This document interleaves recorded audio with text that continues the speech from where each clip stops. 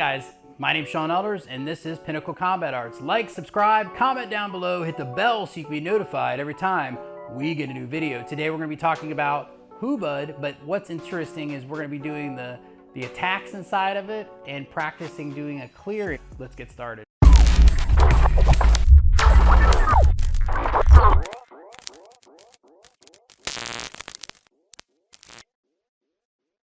Now we're going to do the counters to the C cups.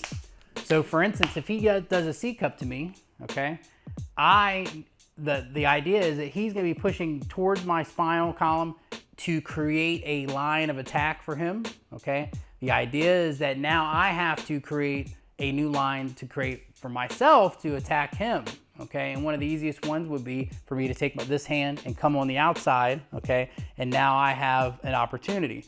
Inside the Hubud drill, all we're gonna do is practice going back in. Going back in is a mental exercise and a physical exercise of being able to maintain a certain level of rhythm, consistent pressure on your opponent, okay? And developing the ability to keep going, all right? That is a very important part of this whole thing.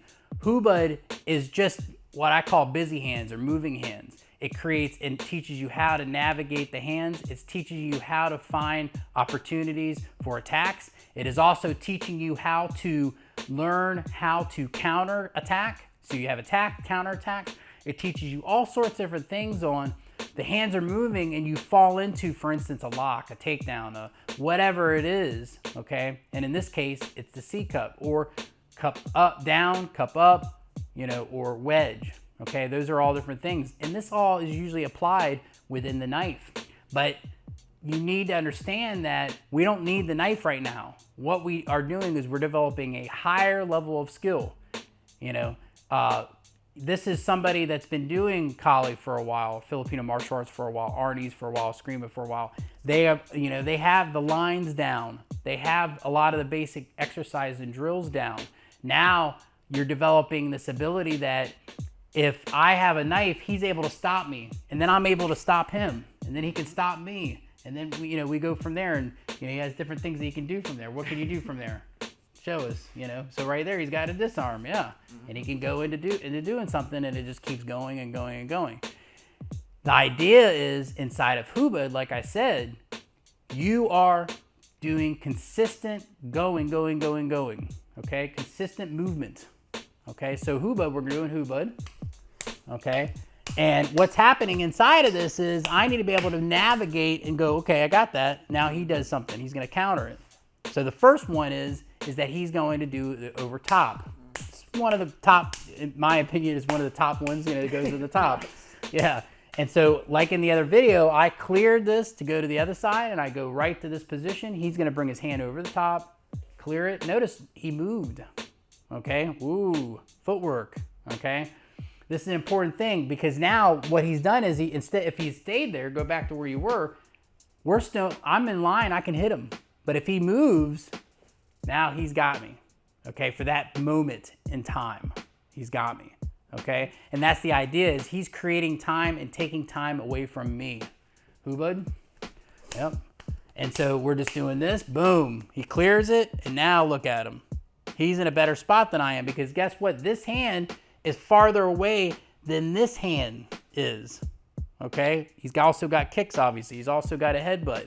He's got a lot of different things. He could do takedowns. He could do whatever he wants to do from there. But the idea is that he's learning how to clear that line over the top, yep.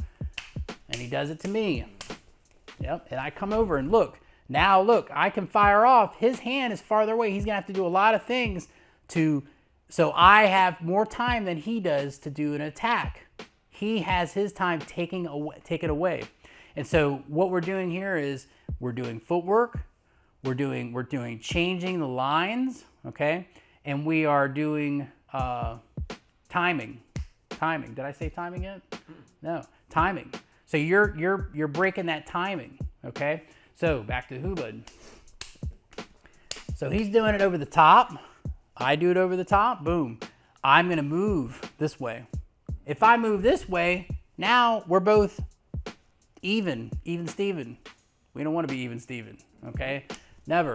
You're always trying to cut it away from your opponent because you need to get this done. You got to get everything cleared out. I go here, 1, and then I take a step, okay? That's it. But in the drill, you're just going to take a step, and then you're going to go back to Hubud. Boom, he goes. I clear it and take a step. Now I just go back into the Hubud, and we're right there. That's it. That's it. He does to me on the other side. It doesn't make a difference to me. I clear it, and then I just go back in. I let that hand go. I don't try to constrain him yet or anything like that. I just want to, and see, I throw a little attack in there once I stop thinking about it, okay? Yep, and then we go back in, and I'm not thinking about it. I just want to feel the attacks. That's it. Feel the attacks. Yep.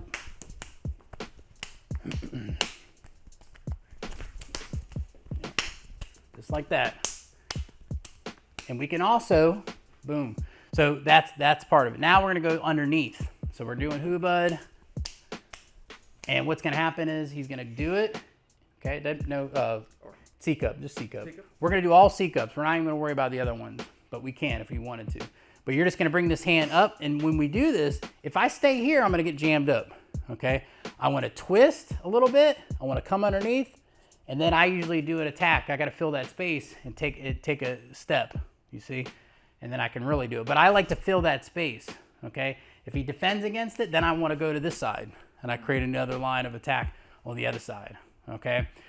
That's something that I just teach that right away to my students. Come on, come over here. Yeah. So I go under, I shift, turn, I go underneath, and I want to hit, just like that. If he defends it, then we go to the other side. But right now, don't defend it. We'll just stay with this one right now. Boom, okay? So I go here, I twist a little bit, just a little bit. It doesn't take much. I just need to create a little bit of space because if I reach over like this, what is he gonna do? He's either gonna hit me, okay? He's gonna hit, the first thing that's gonna happen is he's gonna hit me. That's what I would do, okay? The second thing is he's gonna stop me. Now he's got me trapped up like this. That's no good, okay? So you wanna shift like this, and as you're doing that, like this, see that? This hand can hit, okay? If a punch comes on that side, then I can just pick it up, and then I'm coming to the back of the head, okay? Yep, so that's the idea of this, okay? So let me do it to him so he can practice it. Boom, he goes underneath, he turns, picks it up, and strikes. He goes back into the Hubud, okay? Yep. Boom, just like that. He goes underneath, strikes, fills the space, and we go back to the Hubud. Yep, turns, goes back into it. Boom. Yep, yep. And that time, I over-exceeded myself. I went way over here like this, which sometimes that's what you're gonna do, especially if I'm going for a knife, I'm practicing gathering for a knife.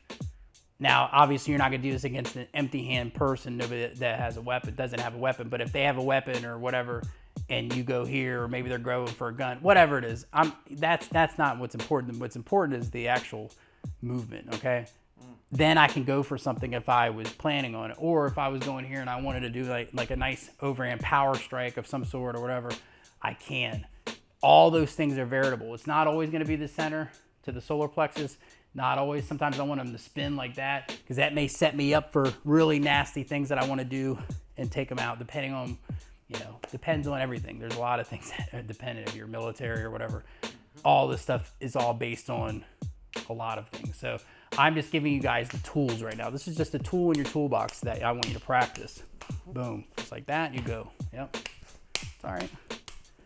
And when you feel like you made a mistake, don't get hard on yourself. Just keep going because those mistakes are stepping stones to you becoming greater. Okay. Remember that. Don't get too hard on yourself when you make a mistake. I make mistakes all the time. I'll be the first one to admit it. You're going to make mistakes. You're going to screw up. That's part of, nobody's perfect. Okay. You have to have the right attitude about this. The other part is that sometimes one of my teachers, he taught me, he goes, the other thing is that you can turn a mistake into gold sometimes. You can turn mistakes into diamonds sometimes because your opponent They don't know if you made a mistake always. Sometimes they do, sometimes they don't. And it may open up a new line of attack. And if it did turn into a mistake, this is another psychological part of this whole thing, is that if they see you and they look at what you did and they think that you made a mistake, that can be an opportunity as well, because they are thinking about it. That thought time gives you opportunity, because there are a lot of times there's a delay because their egos jumped in. There's a lot of different things in that. So when you make mistakes, don't look at them as making mistakes. Look at them as opportunities to grow. Important part of this whole thing is that you have to drill this over and over and over again, okay? Until you start to incorporate knives and all that stuff like that. You want to be able to really know this material, okay? And learn the opportunity. Now, one of the other things that we like to do, okay, which is the next level to this, is I go like this, he goes over the top, and then he goes for the C cup, okay? And so then what we can do now is we can practice going over the top. We come here, he goes over the top. I can come underneath, just like that, and then he does it underneath, and you want to always turn this way, like that, and then come in and do it like that. And then he does it, he turns and comes underneath. I turn if I'm going underneath. If it's over top, I can come in like this. That's fine, it doesn't matter with that one. But yeah, so we have over the top and underneath, okay? Very important, boom.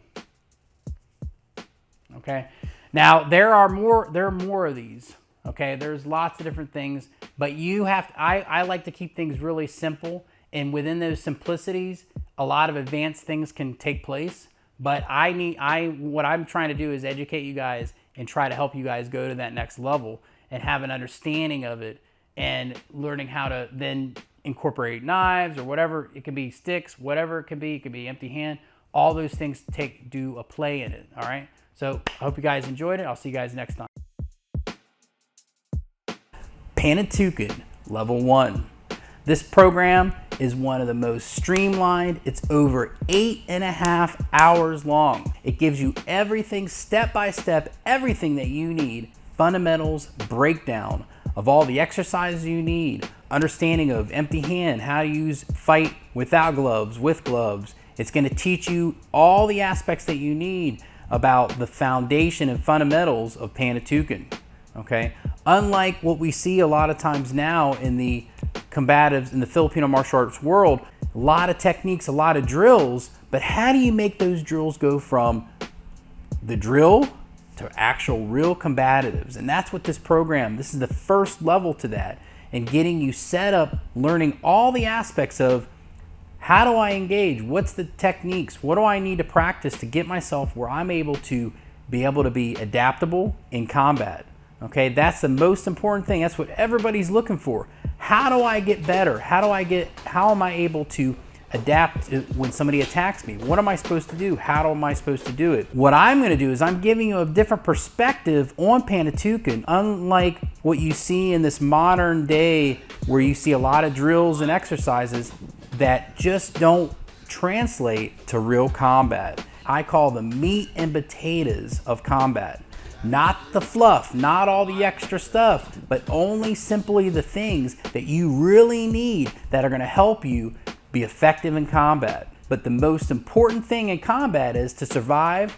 The most important thing is to be able to adapt, okay? And so that's what this program is all about. This is going to help you go to that next level. It doesn't matter if you're a beginner or you've been doing this for 10 years. I'm going to help fill in those gaps, fill in those holes that you've never learned before.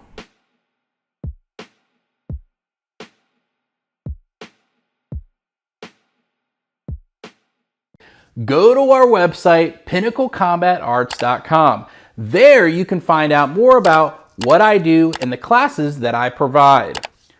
Thank you guys so much for your support, and have a great day.